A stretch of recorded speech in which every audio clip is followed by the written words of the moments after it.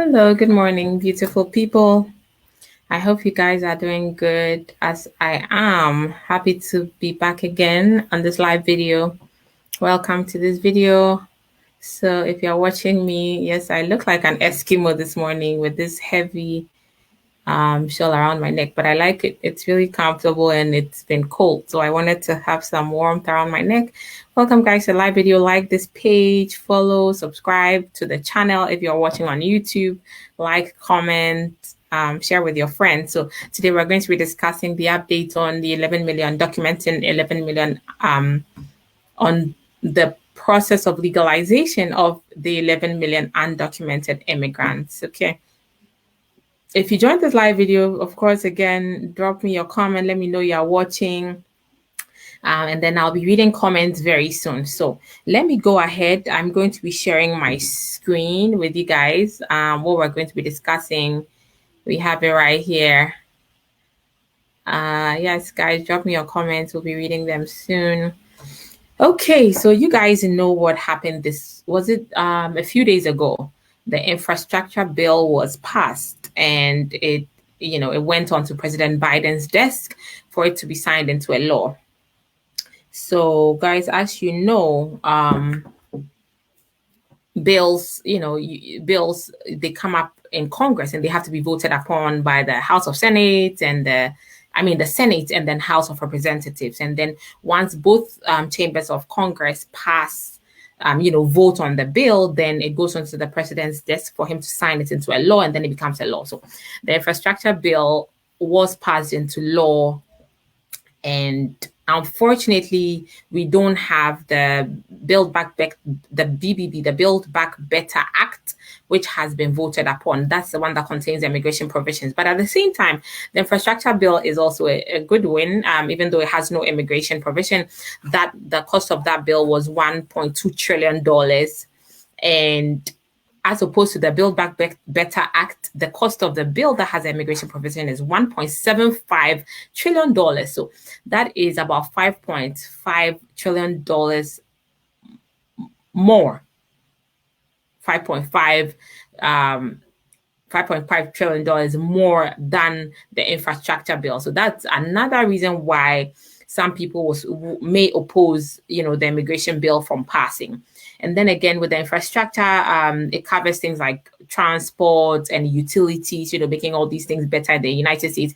And the vote was 228 to 206. So of course, it won in the House. And so now let's take a look at, again, the Build Back Better bill, which has a price tag of $1.75 trillion. That's a huge price tag. And the immigration portion is going to cost the US $100 billion. Okay, so that's really huge. Okay, so let's look at this. President Joe Biden this week signed the bipartisan infrastructure bill into law, and the House has also moved a step closer to passing Mr. Biden's social spending agenda. Which aims to expand the social safety net for millions of Americans. And yes, so again, Nancy Pelosi, who's the Speaker of the House, is saying that they want to vote on the Build Back Better Act this week. That's the week of the 15th to 18th. And so hopefully they are going to be doing that. But yes, there are things that are happening currently before they can actually vote on this Build Back Better, which contains the immigration provisions. So let me scroll down and let's go some more into it. Okay. So I think I did a last video giving you guys an update on what was happening. And the fact was that they were currently looking, they had sent, guys, hold on, let me put this, okay, the title of the video at the bottom so that those who joined can see what we're discussing already. So in my last video on this topic, we spoke about the fact that some people were like, $1.75 trillion is just too much for a social spending bill. And so we want this bill to go to the CBO, that's the Congressional Budget Office. That's the office that is going to look at everything and look at what the economic impact of the bill would be on the United States, in terms of will it bring us any revenue? Will there be deficits? Just the economic impact, the estimates of everything. They give them the real hard figures so that the members in the House and in Senate can make an informed decision as to whether they want to vote on the bill or not. Because what's the basis of voting? They need to understand the numbers behind all these agenda. So that's the whole point. So let's see. During the last minute negotiations before the infrastructure bill was passed, moderate Democrats gave their caucus assurances that they would vote for the BBB Act if the Congressional Budget Office finds in its financial impact analysis that the measure is in line with the White House cost and revenue estimate. Okay.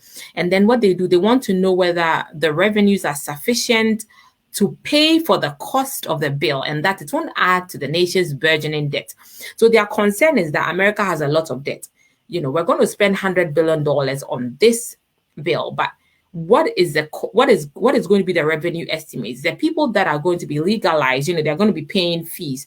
How much are we expecting to receive back in terms of revenue estimate to make sure that we're not spending more than we're gaining? Again, guys, this world is a transactional world. I was having a conversation with a friend, and we spoke about this, that a lot of things are, trade. A lot of things are transactions, and a lot of things are, people are trading day in, day out, even in marriages.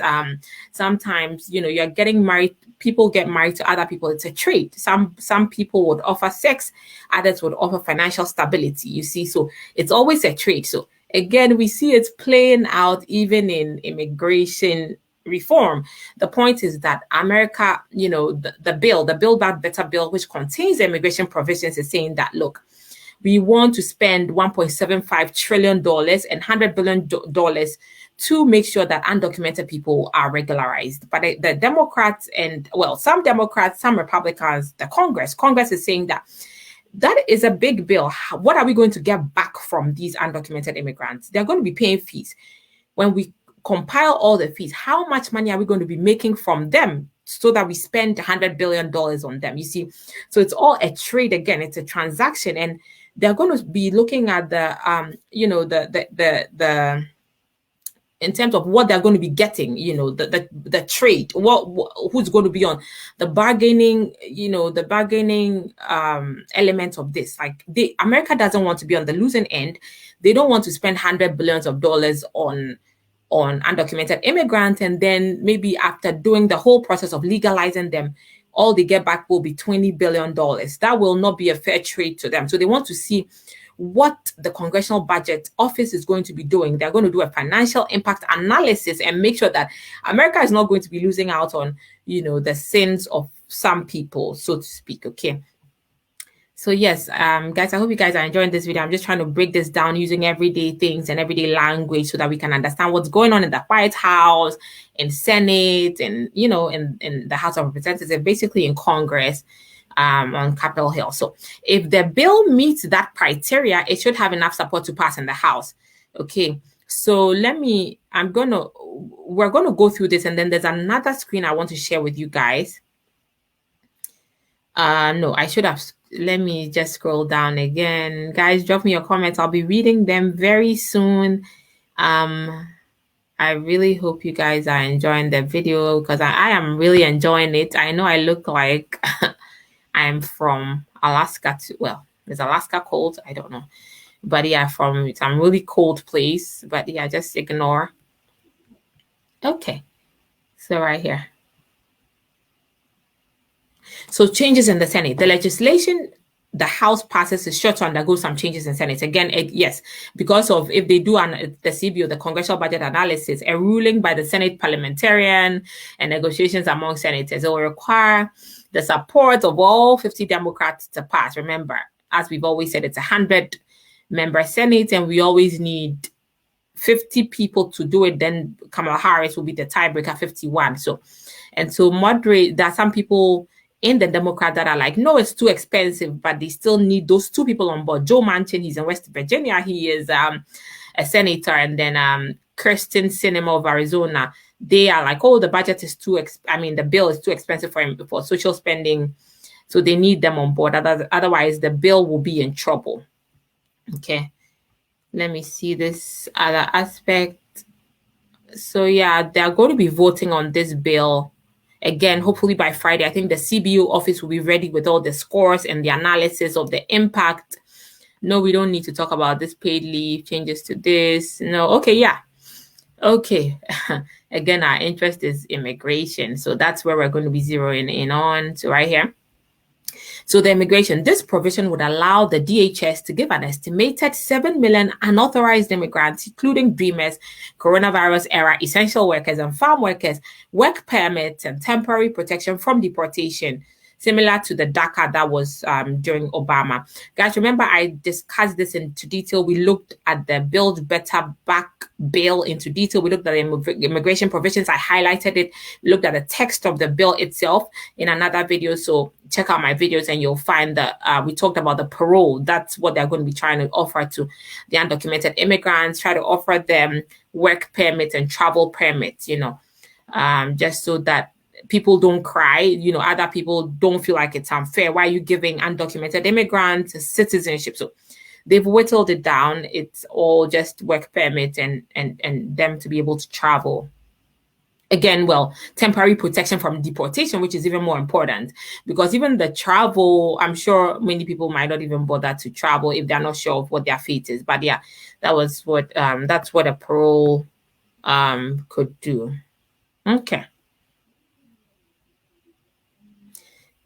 So we have it here. It must be analyzed again by the CBO and then would be subject to the ruling of the Senate parliamentarian. I hope this woman is going to be, is going to come on board because as you guys know, the first two plans, she shut them down. The budget reconciliation and the second one updating the registry, the date for the green card registry. I did videos on all those as well. So check them out. Yes, she has rejected 2 earlier attempts within the last few weeks to provide immigration relief. So, okay. Let me see if there's more to talk about here. Then we'll jump on to the final. Yeah. Okay, let's talk about this. If the Senate changes the bill, what happens is that it goes back to the House and the House lawmakers will have to take it or leave it. Yeah. Oh gosh, and President Biden has said it's going to be a tough fight to get this Build Back Better bill passed. Okay, so no vote is currently scheduled for the Build Back Better in the Act, but House Democrats expect to vote on it by the end of the week, beginning perhaps Thursday. So, today, tomorrow, that they're going to be trying to vote on it once they get update from the CBO. And the latest version of the bill includes provisions to, we don't need all that. We discussed all that the last time. Okay, so yeah, child tax credits and all of that. So let me take this off. Let me read a few comments and then we'll go back to looking at the other documents that we want to look at. Hot Rep says, good morning. Good morning, Hot Rep. I hope you are doing good. Thank you so much for joining. I'm so happy to have you here. You guys have no idea. Frederick Vigbedor says, good morning from VA. Good morning, Frederick. How's it going? I hope you are doing good. I'm very happy to have you on here as well. Nana Apia says, oh yes, I love it. I love that you're here with us and ready to listen. Yep, it's clear. Awesome. Good. I'm very happy it's clear because I'm doing this for you guys to make sure that you guys are staying up to date with what's going on. So I'm very happy when I get feedback that it's clear and what I'm saying is not in the sky. Yeah, Cranton says, good morning from Texas. Yeah, thank you so much for joining. I'm so happy to see you on here this morning. How is it in Texas? You guys are lucky. You guys don't, have, you don't face the cold that we face out here. So, okay. So guys, let's go back to talking about let me share the screen. Let me stop this one, the other screen. I just want to talk to you guys some more about the CBO. What is the Congressional Budget Office and what are we expecting them to do concerning the immigration provision? Okay. Okay. Yeah, this was, I think this was done in, let me see the date. They provided this analysis on November 10th, so about a week ago. Yeah, a week ago. Okay. So I think that's fine. The internet is full of so much advertisement. Look at the news. It's just so much. Everybody's advertising. Okay, so in all four estimates, the CBO compared the budget authority of each committee to the estimated outlays dictated by the bill between 2022 and 2023. So last week, or I think it was last week or a couple of weeks ago, what the CBO, the Congressional Budget Office, did. So the Congressional Budget Office is a non-partisan office. I think it was set up it was created in 1974.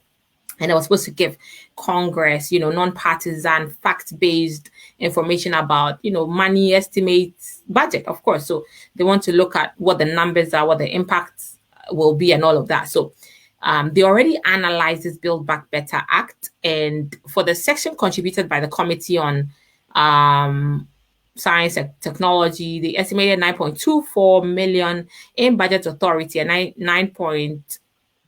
don't let me go there. So the point is that they already estimated what the impact of the Build Back Better would be on the economy of the United States. And hold on, let me see. I don't know why. My gosh, did I miss it? I was trying to pull.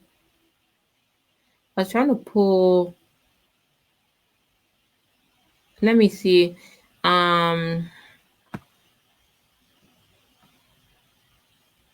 Okay, good. I found it right here.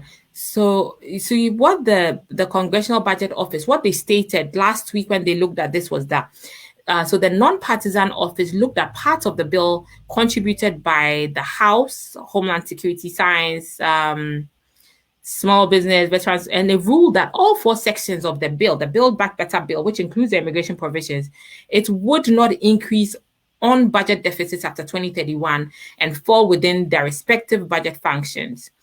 You see, so what they did, this was a very good ruling. Unfortunately, some people want more detailed analysis. Okay, so on Tuesday, they said that they had said that the full report or score on the bill could take some time to produce because the House and Senate, they were, requesting for more details, more analysis on each section of the bill and what the impact on the physical, on the budget or on the economy of the U.S. would be. And they said that would take time. So that's what they're doing. I think they're going to release the score, the CBO score will be released tomorrow or probably today, and then they can vote on it latest by tomorrow. I'm hoping that they stick to what they say. So that's it. Let me see if there's another thing I need to talk about with you guys. Pretty much, I think that's it. Let's keep it short and sweet. So guys, I hope you guys have, benefited from this video. So we're just keeping our eyes open, our ears open, just making sure that we're following what's going on. And the sad thing is that people are speculating that because the infrastructure bill has been passed, chances are that the Build Back Better, which contains immigration provisions, might not be passed because, they've compromised. There's a big spending bill already. There's a big $1.2 trillion bill. So they might not be as eager to pass the, BBB bill, which is 1.75 trillion, because that's why they had wanted to vote on both at the same time. But unfortunately, people needed more breakdown on the Build Back Better because of the cost of the bill. So I don't know. I honestly don't know, because people don't seem, Congress, they don't seem too eager to pass the immigration portion of the bill. So they're would look for any reason not to. But some are very eager to pass it. But the people that are eager to pass it, of course, do not outnumber those unwilling. So we just have to really wait for the CBO to come out with their scores, their estimation on what the impact of the BBB, the Build Back Better bill of $1.75 trillion would be on the U.S. economy. And that's what I will know whether it will be worth it for them to actually pass it into a law. Okay, friends, really happy to have come your way today. I'm going to see you guys next week, or tomorrow. Today's Thursday. Yeah, Cranton says 40 degrees tonight. Oh gosh, that is cold. Yeah, that's very cold. Well, stay warm and yeah, just drink your tea. Hopefully, we will be fine. Yeah, you can take the girl out of the Ghana, but you can't take the Ghana out of us, right? We spent a lot of time being injected with um with the sun. So when you come out here, then it's a whole new ball game. I see. Yeah, in Virginia, it will be about 54 degrees. So you guys are going to have a colder than us. Frederick says, if you're on asylum in the bill pass, what will be your status? The bill is really dependent on when you came. We spoke about the bill. I talked about who qualifies. It's that the time frame when you came, whether you came before the time, and if you are not disqualified by any of the disqualifying criteria, like having certain criminal records on your having committed certain crimes on your records and all of that. So please do well to watch that video and see if you qualify. We discuss the bill into detail on that video. So guys, I wish you a wonderful rest of the day. Thank you so much for joining. I will see you guys probably tomorrow or next week. Until then, stay safe and be good. Take care. Bye.